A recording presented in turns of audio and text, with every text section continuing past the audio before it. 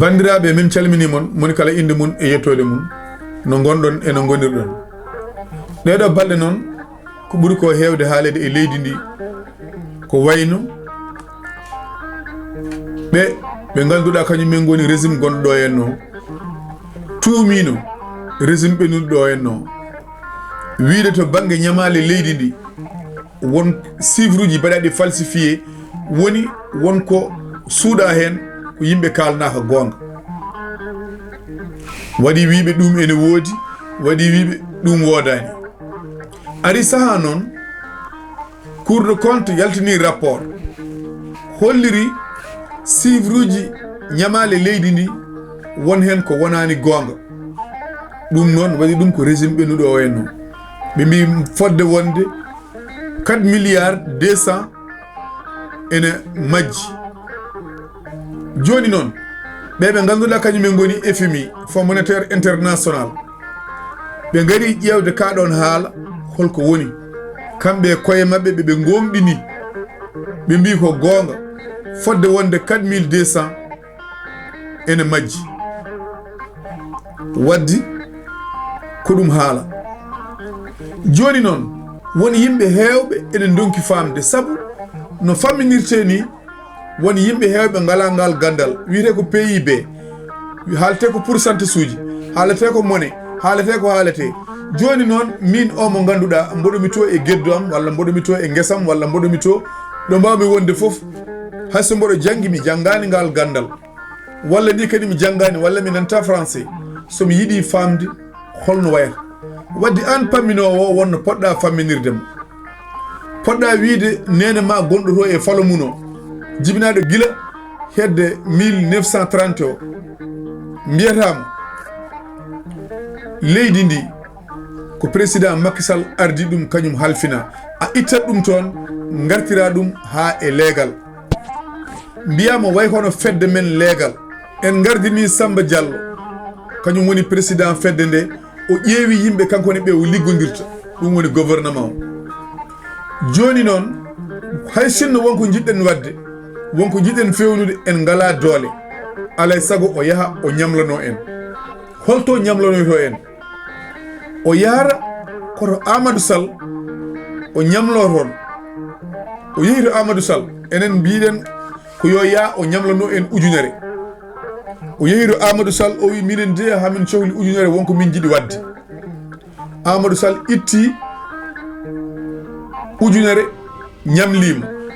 yo addan men o windodiri e Amadou ko ujunere o rewodirta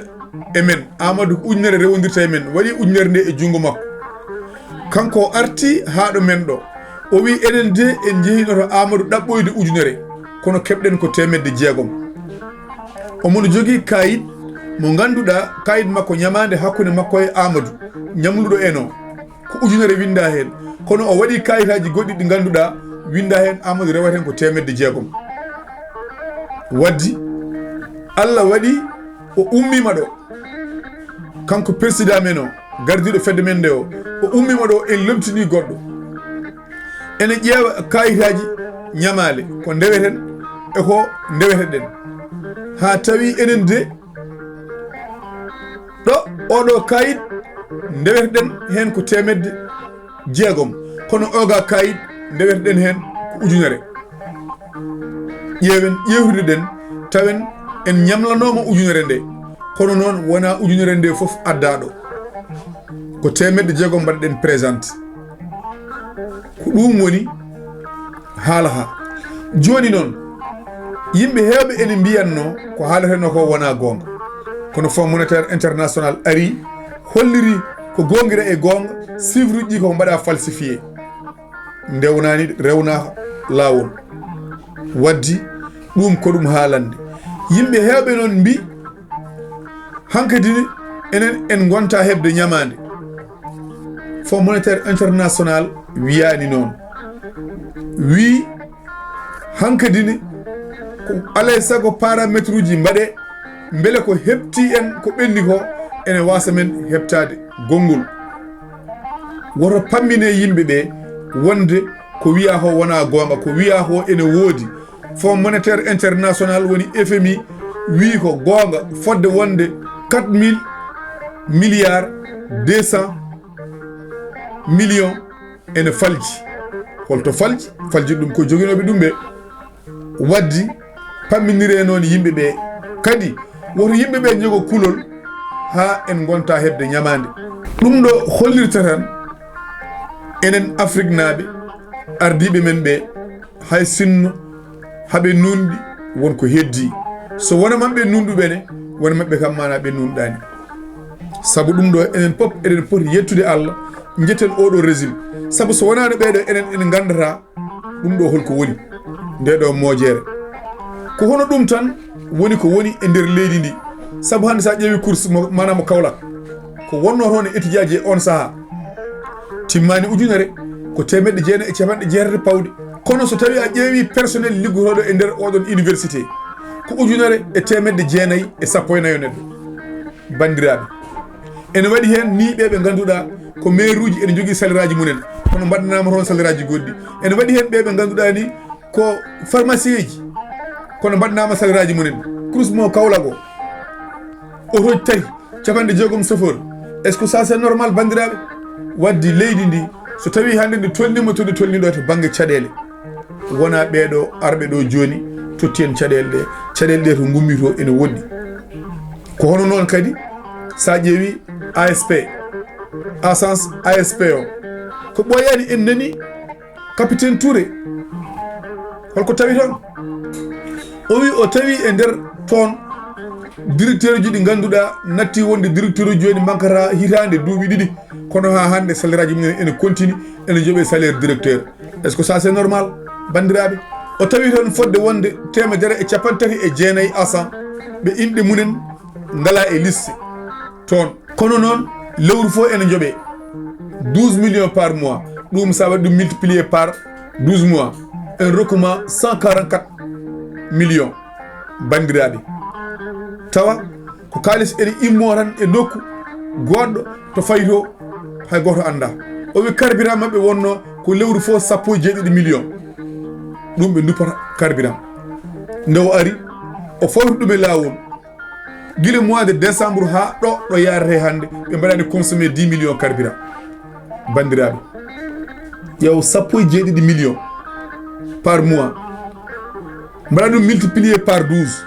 ndi leydi wiye yo ɓamtu ndi leydi wiye heɓata caɗele bandiraɓe wonko ganduɗa ko enen pawi ɗum koye men saabu koɓe kooliɗen ɓe mbaɗi koolel ngel ƴakki awdi kadi noon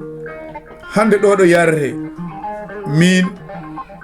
mboɗo jogui felore e ɓe ganduɗa kañumen goni médiaji ɗi aɓe jogui hen part de responsabilité saabu sa ƴeewi ni hay caggal ko oɗo 4 milliards haala ko tribune waɗi hen FMI démenti Ousmane Sonko FMI kay yeddani Ousmane Sonko koko gomɗini ko Ousmane Sonko haali ko waddi eɗen poti artirde haqqillaji men yimɓeɓe kalneɓe gonga way kono neɗɗo jaaɗo ñamlonoyade wuuro ñamlani wuuro ujunnaje 10 addani wuuro ujunnaje 6 ene rewodira e ñamala o ujunnaje 10 kono haalani wuuro ngo ñamliɗen ko ujunnaje 6 ko noon wayi eɗen poti wawde artirde haqqillaji men kala ko daña eko ronka so gonga yonti kalden gonga so gonga yolti kalden gonga kadi neɗɗo kala ko mbaɗɗa neɗɗo contre kala ko jawiɗa ɗum kala ko jedduɗa ɗum kala ko mbasɗa yaade muɗum so tawi haali gonga jaɓan ɗum gonga muno neɗɗo kadi kala ko mbasɗa yaade muɗum haadi Allah itti mo jinnuɗa yo wono waɗi goɗɗo ma yiɗa yo wono aɗa foti jabde ko Allah waɗi ko hande ɗo so jamde woodi so jamde lutti ɗo e duuɓi 5 oɗo régime jogui ɗum ko le patriote jogui ɗum ko Pastef en kadi kala mone donoɓe yo Allah hokkuɓe taccinde leydi ndi e oɗo frontiére yo Allah rokkuɓe wawde yitude peeje ha fawa leydi ndi e lawol leydi ndi noon yo fawa e gonga kala mo ganduɗa jungo ma ene moddi e ngaalu leydi ndi a fawani ɗum e lawol ya fawe lawol an e complicité ji maɗa ɗum woni haalande nde ko heddi ko luuke yo gonga majju ene heewi e wuuro he a yiyat hande journaliste uji ko kalata ko taw ene gandi wona gonga a yiyat hande yimɓe mbiya ko chroniqueur uji taw kalata ko ne gandi wona gonga ñiɓaki fuɗaki koko ɗakki wona gonga kono noon wat noon tan ko hen guuri ko hen ñamata tous les moyens sont bons pour hebde mana ko guurdi neɗɗo ne foti ƴewde ko haalata bandiraɓe sode gantire golle he min ñaguima yafuya so longere mawde wari nokkuɗo min ñaguima yafuya Allah jarama on jarama ha lawol gongol